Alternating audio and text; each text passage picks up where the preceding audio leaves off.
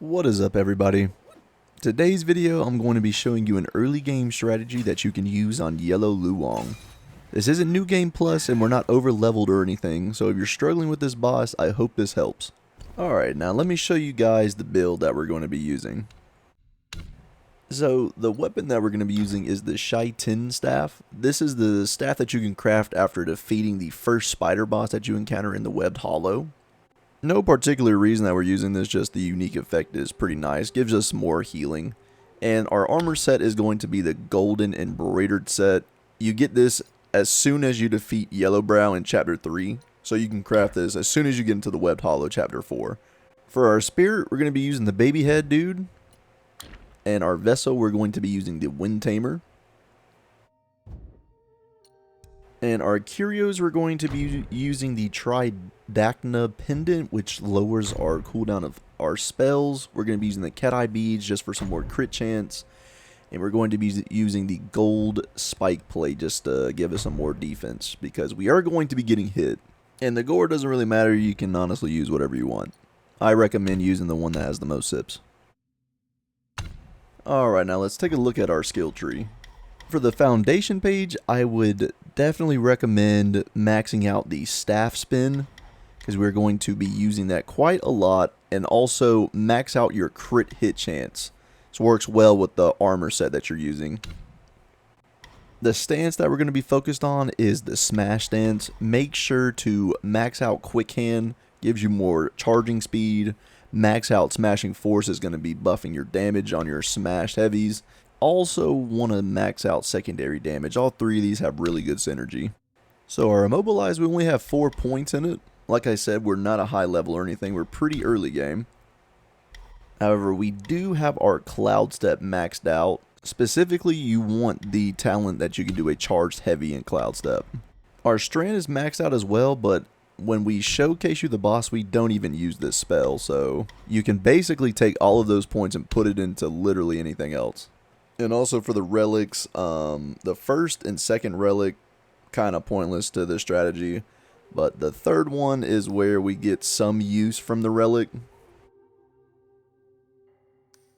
So lingering aroma is nice because we're going to be spamming our immobilize and using our Cloudstep. It just gives us more damage when we use those spells.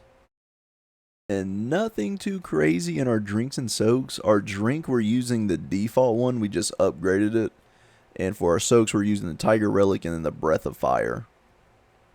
But that is the setup, so let me show y'all how to use this build.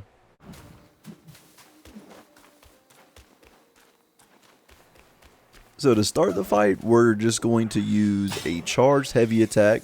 For this opening to work, you have to release it right before you get to these rocks on the right.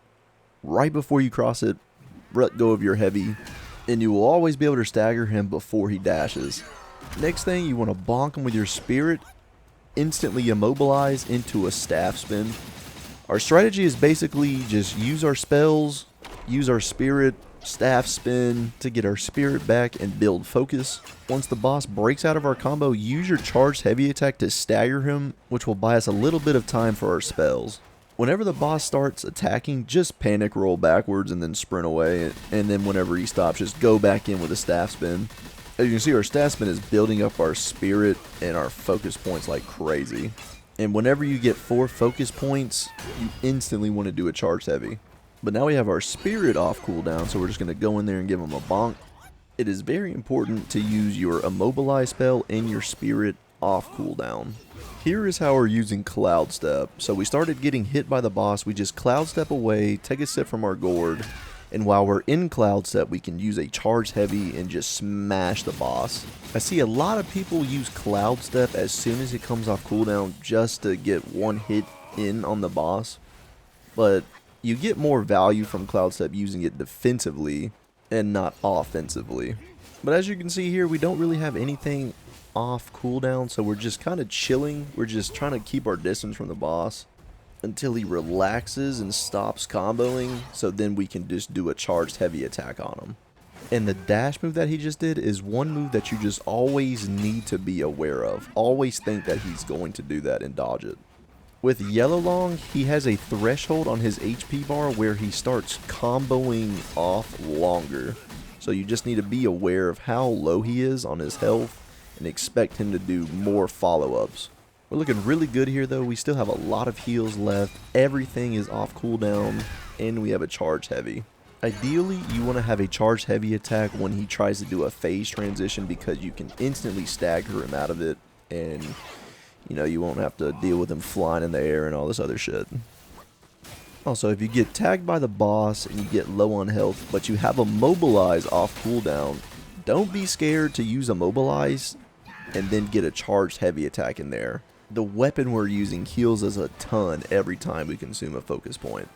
But here we got scared, so we just Cloudstep and then we're just going to charge heavy and give him a good wallop.